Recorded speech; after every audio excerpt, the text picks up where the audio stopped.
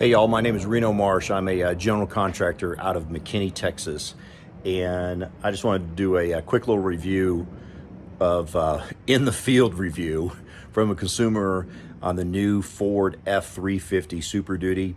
I ordered a King Ranch and I ordered it with the high output motor. High outputs will have that badging down there in red versus black.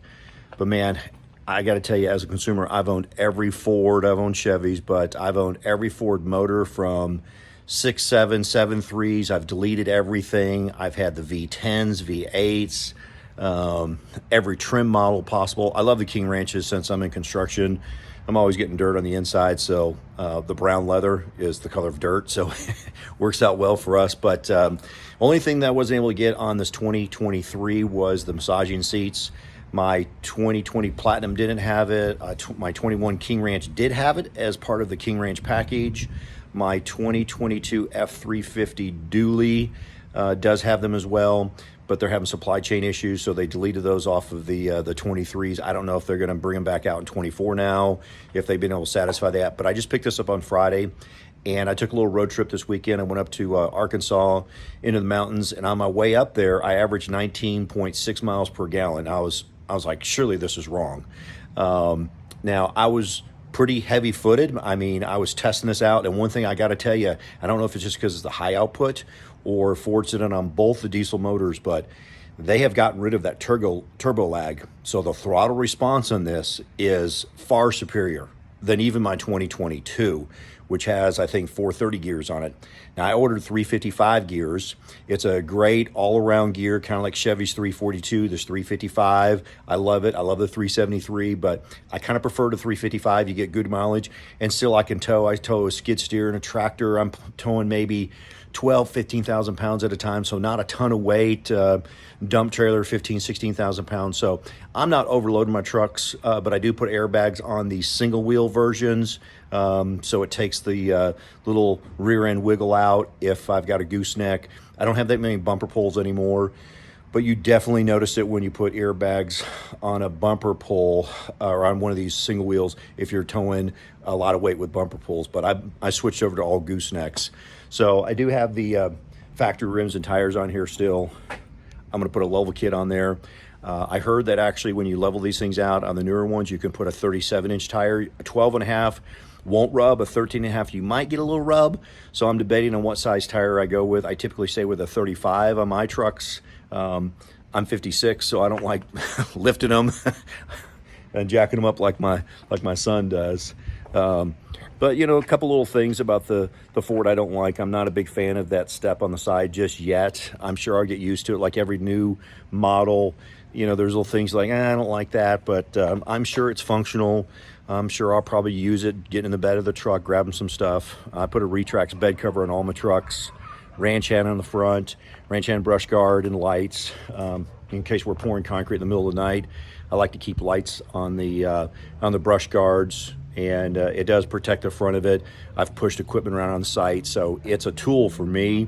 I like them, but I got to tell you, overall, this is probably one of the most impressive motor transmission setups I've ever had. It drove smooth as 10-speed, and from the 2020 to the 2021 to the 2022, there was gradual improvements on the transmissions every single year. And I noticed a big difference between 2022 and the 2021 I had. And this 2023, man, it's smooth as butter. It feels great. And like I said, they got rid of that turbo lag. It's got great acceleration. I've deleted every single truck I've ever owned. Well, I didn't do anything to the 2022 because the 2021 I put compound turbos on, and it was a little bit of a pain. It sounded cool. It was fast, but I did that because of the turbo lag. That's primarily why I delete them, but I'm not going to touch this one. One, with the increased horsepower on this thing, it accelerates great. I am still keeping my 2015 steel body. 15 and 16 is when they upgraded the turbos on that 6.7, and man, that one is deleted, and it's my favorite truck I've ever owned until I got this one. Once I get this one dialed in and set up with rims and tires and everything, I'll like it a little bit more. But yeah, these factory rims, kind of ugly, in my opinion. So I'm going to do some blackout, probably some fuel forged blackout rims. Like I said, my bed cover go on there. But what I wanted to tell you is that when I got 19.6 miles on the way up there, I thought it was a fluke. So on the way back, I started driving normal, regular speed limit, 65, 75. And I was at 24.2, 24.6. I'm like, okay, this isn't right. Another 60, 70, 80 miles down the road, I'm still at 24.2 miles per gallon. Now, I'm going through little towns, going through Oklahoma, stoplights, stopping, starting, and I'm still over 24 miles per gallon. Now, when the sun came out, about maybe 10:30 when I was driving back, it started getting really windy. I closed the sunroof, put up the windows, turned the air conditioner on, and also I increased my speed limit to about 82, 85. My mileage dropped, but my overall average on a 400-mile trip going to Arkansas and back was 21.5 miles per gallon. Out of all the stuff I've ever done to a truck, deleting them, chips, I've never gotten this kind of mileage out of a truck. Now, I don't know if it's just because of the high output motor or what, but especially it's a brand new truck. So kudos to Ford. I don't know what else I could really tell you about the vehicle just yet, other than the interior is great as well. This new Ford King Ranch interior, I like King Ranch, like I said, because it's kind of neutral, earth tones, color of dirt.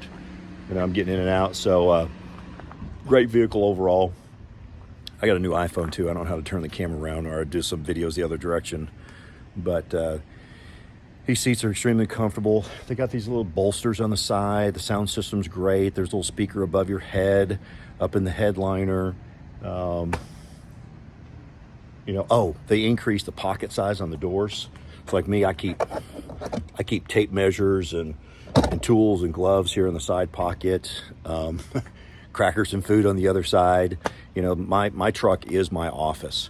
So they've made a lot of little improvements. Now, if you get the bench seat, they actually have an option where that center console slides out and slides over. You can use it as a workspace area. I just set my laptop on the center console. I did get the lay flat seats. That was a $350 option. I put wheel well liners front and back for whatever reason. They don't put them on the front. You got to buy that as an option. I always put a block heater on. There wasn't too many other options you could put on the King Ranch package. But lighting on the sill here is great. I hadn't even figured out all the buttons. One little nagging thing, and it's just me, maybe because I'm old school. This tailgate, oh yeah, it's nice. It's power assisted. I want to be able to take the tailgate and just push it up, and it doesn't let you do it. Now, I haven't figured out yet. There's got to be an option where I can turn that crap off, because I want to be able to grab the tailgate, push it closed, let it down. I don't have time to sit there and wait for that thing. It's ridiculous. Cameras are great, view's great. Anyways, that's just a little feedback. I was just incredibly impressed with the ride, with the factory setup and the mileage on it. I still can't get over it. I just got home and I'm looking down there at the average miles per gallon and I'm just shaking my head. So anyways, like the video. Hopefully this is helpful. Good job, Ford.